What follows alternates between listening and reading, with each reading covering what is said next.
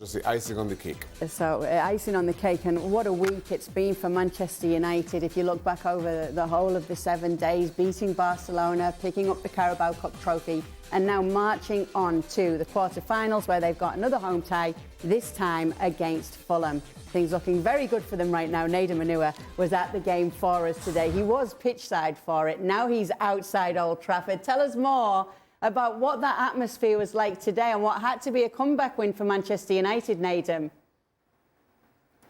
Yeah, it's a good spot, by the way. They have kicked me out. They said enough is enough. And I think as well for this game, I think West Ham started really well. Speaking to David Moyes after the match, he felt that West Ham deserved more. It was a great chance for them to win. And I think that showed in some ways that United weren't really at their best, but they found a way to win. And speaking to Maguire afterwards, he was saying how the biggest thing really was to try and understand what it takes to win.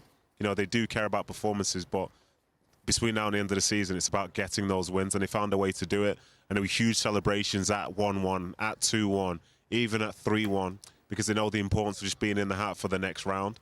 And they certainly did do that today. It wasn't perfect, but, you know, this is Manchester United that it is at this moment in time, whereby they find ways to win. It isn't always perfect, but it's winning football. The win against Barcelona, the cup win on the weekend, and now getting a chance to get that little bit closer towards another title. So fair play to them. The place is rocking. There's a huge sense of expectation, and they're managing to do it, whether it's beautiful or just like it was today, where all you need to do is just find a way to beat the opposition.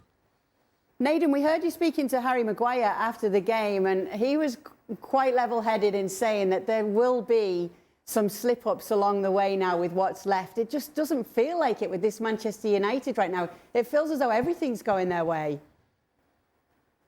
Yeah, it certainly is, but I think it's very easy to become a prisoner of the moment and just to think that, you know, it'll continue this way because that's what's happening right now. But the league is a very, very competitive league. I think you look at the fact that they're playing Liverpool next, I think, in the league, and it's away at Anfield. Liverpool have not been fantastic this season, but do you really bet against Liverpool to find a performance just against against probably their biggest rival in football? That wouldn't surprise me. But I think he's level-headed. He's been in the game for a long time. The other players around him have as well. And they don't expect to win every game. They do attempt to do that, but understand that setbacks will come because that's the nature of football. It's a very, very competitive league, and even if you're at your best, it doesn't guarantee that you'll win. So I liked what he was saying, and when he was saying it, I know that like he believed it, and so as a consequence, it's easy to understand that, you know, they got into the position not by just expecting good things to happen, but by working hard at it. And if there is a setback like we saw today when they went 1-0 down, just find a way to get the result. And if it wasn't to be today, then I think they would have moved on just fine. What did this latest win tell us about Manchester United, Stevie? That they have a real culture of winning under Ten Hag. You watch them playing, and regardless of the score on the field, when you're watching the game, you feel as though Manchester United are going to either get back into it or win it.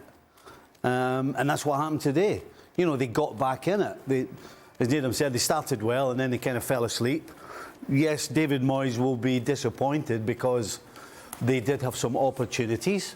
But you know what? That's why you have a goalkeeper. De Gea made 2 saves from Mikel Antonio, but that's what he's paid to do. And then, of course, when the question was asked, when they went 1-0 down from a great Benrahma goal, we got the answer. They absolutely changed gear, turned up the pressure. In need of a result, of a performance, when they've just needed to shut up shop and keep things tight, they've been able to do that. And I'm not sure that we've been able to say that about Manchester United for quite some time. Without the manager having to issue instructions or make changes, this team, these individuals have recognized what's needed of them and stepped up.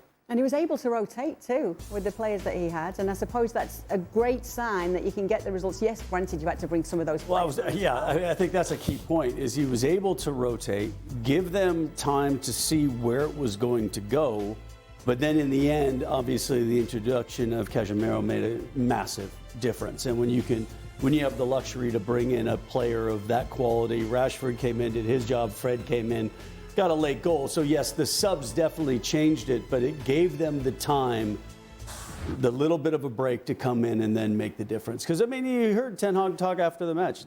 The squad is going to be key. And Harry Maguire talking about the squad being key. And obviously they were able to get the job done again today. Nedum, just because we saw that goal from Garnacho, it's very understandable why there has been this excitement around him and why they've also had to ensure that such a young player maintains his focus on the game too. Yeah, that's true. I think some of the stuff that was happening at the start of the season, I don't think it's been heavily documented, but reading between the lines, it seems like maybe he wasn't happy that he wasn't part of the team just that much. But I think he's got the right manager in play now if he's going to be developing as a player both on the field and off it. And I thought today, especially in the second half, I thought he was fantastic. I think he really took the game to Johnson. He felt like he was the biggest threat, in my opinion, in that second half, even though, you know, we had Rashford on the pitch at the same time. And I wasn't surprised to see him step up and score that goal and step up in that big moment because he was very much on the front foot. You could see some of the West Ham players getting tired from playing against him. And he's a huge, huge talent. Obviously, you know, we didn't see someone like Sancho playing today as well, but it just shows they do have that strength and depth. But in Garnacho, it feels like he's going to be a real star in the future.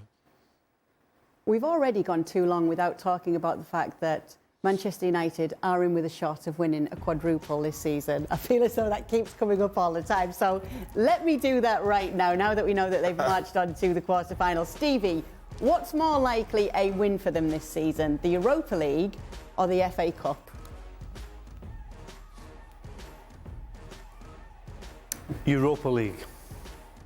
And I'm saying the Europa League because Manchester City are still in the FA Cup.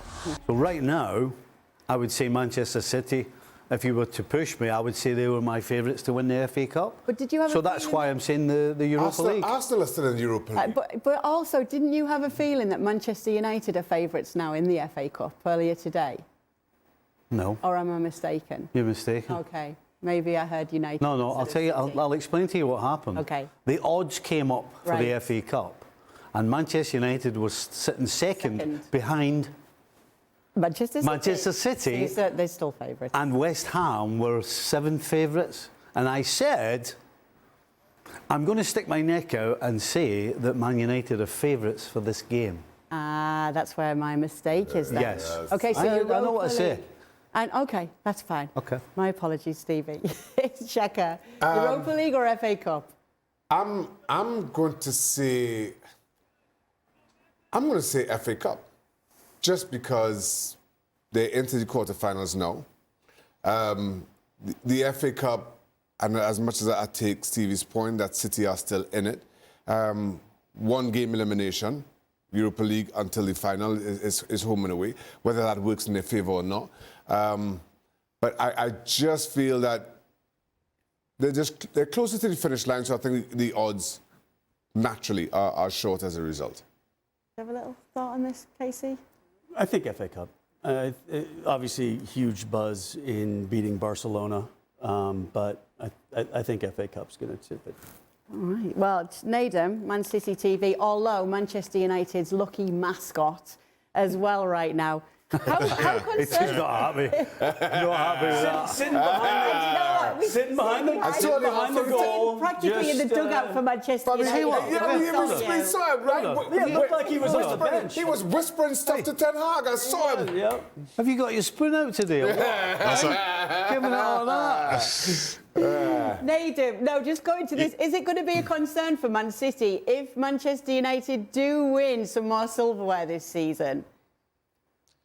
I don't understand why it's a concern for City. Like, more power to United if they do it. They deserve to do it. Like, listen, you call me Man City TV, but there's so many clips of me standing directly here in this position in front of this stadium. Maybe it's all just some sort of psyop. Maybe I'm actually Man United TV, whatever it is. But yeah, I think, do you know what you need to do? I think last time I was on with you, it was myself, you and Luis Garcia, and he asked us how many titles will United win this season. And I went conservative. I went for 2. Luis went for 0, okay? So now that they've got 1, can you ask him again how many it's going to be? And if he's going to just stick with the lowest number he can, because I feel like there's more to come here. I think the Europa League is going to be very interesting because I know that Arsenal's still in it and that could be a great tie if they end up playing each other. But United definitely have that momentum and they have a really good travelling fan base for those European nights. So I think I fancied him for that, to be honest. And then as for the FA Cup, you know, City are favourites and the draw will dictate what happens next. But yeah, I think they're going to be winning something else, but I just don't believe it's the Premier League. We know it's cold out there, Nedum, so we're not going to keep you much longer, but we must get your thoughts on the fact that Man City have been drawn against Burnley. That makes it all the more interesting with Vincent Kompany as the Burnley manager, doesn't it? Oh, it's going to be fantastic. I think there have been lots of City fans I know who have been asking the question, like, do you think Vinny will ever manage City? Will he ever manage City? Well, he has a chance to almost like have a mini CV. And I personally don't think there's any rush for him to potentially fill that role because at the end of the day, you know, he's 36, 37 years of age. I could see him managing City maybe in his 40s, maybe in his 50s, maybe never, who knows, but he's got so much time in that game. But I think it's going to be very, very interesting to see how he sets up his team to play against the side, which I know that he admires so much. And interestingly, just to close off, when he came back from the World Cup break, his first game as Burnley manager was against QPR, and he contacted me to get some inside information about QPR, the club that I left 3 years ago. So now I imagine for this Man City game, you might try and ask me for some help. Vinny, I have no clue. Just hope for the best. That's because you're working for Manchester United. We've all Well, thank you very much for watching ESPN on YouTube. For more sports highlights and analysis, be sure to download the ESPN app. And for live streaming, premium content, and let's not forget as well, ESPN FC 7 days a week. Subscribe to ESPN Plus.